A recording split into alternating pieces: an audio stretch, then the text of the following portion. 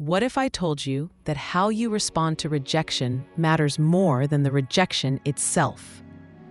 Nobody enjoys being rejected. It hurts. Whether it's in love, at work, with friends, or when sharing an idea that really matters to you. A no, a sorry, or just silence can feel like a direct hit to your self-worth.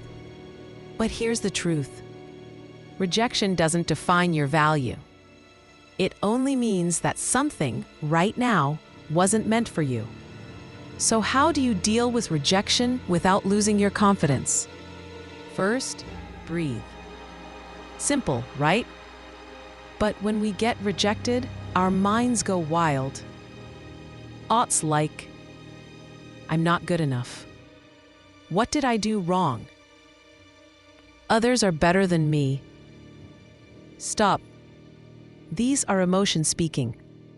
You're feeling pain, but you are not that pain. It's human to feel it.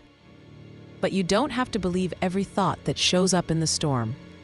Next, separate the event from your identity. If someone doesn't choose you for a job, a relationship, an opportunity, that does not mean you're not worthy. A company can reject your resume, but they don't know your heart. Someone might not want a relationship with you. That doesn't erase your kindness, your depth, your magic. What gets rejected is just a version, a snapshot, not your whole self. Then feel it, but don't stay stuck. Yes, it hurts. You're allowed to feel disappointed, sad, frustrated. But don't build a home in that place. Don't let a single no become a lifelong label. If every rejection becomes part of your identity, you'll start to believe the lie that you're not enough. And that is never true. Did you know J.K. Rowling was rejected by over 10 publishers before Harry Potter was accepted? Or that Michael Jordan was cut from his high school basketball team? Rejection was part of their story, but it wasn't the end. And it's not the end for you either. Next, look for the lesson. If there's room to ask, get feedback. What didn't work? What could be improved? Not to beat yourself up, but to grow. Even painful feedback can be a gift in disguise.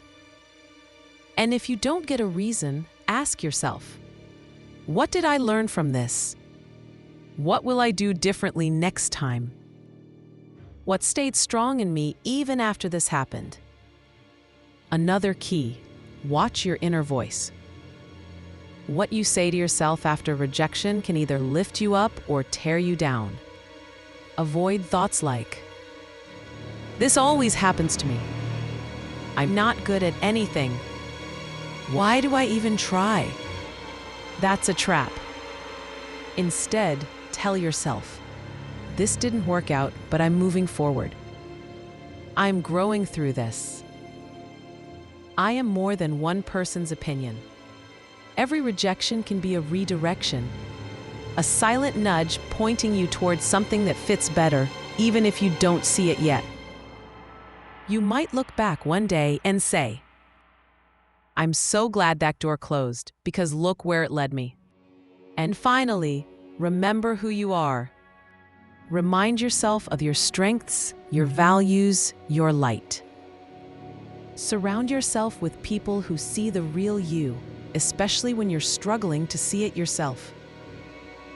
Do things that reconnect you to joy, to purpose, to self-love. Rejection is not the end. It's a moment on the path. Your worth doesn't depend on being accepted all the time. It depends on how you treat yourself when you're not. So if you're dealing with rejection right now, breathe, feel, reflect, and then rise. Because you are still worthy, with or without that opportunity, with or without that person. You are enough. You are you. And that's powerful. If these words spoke to you, or if someone in your life needs to hear them, leave a heart in the comments or share this video with them. because rejection hurts.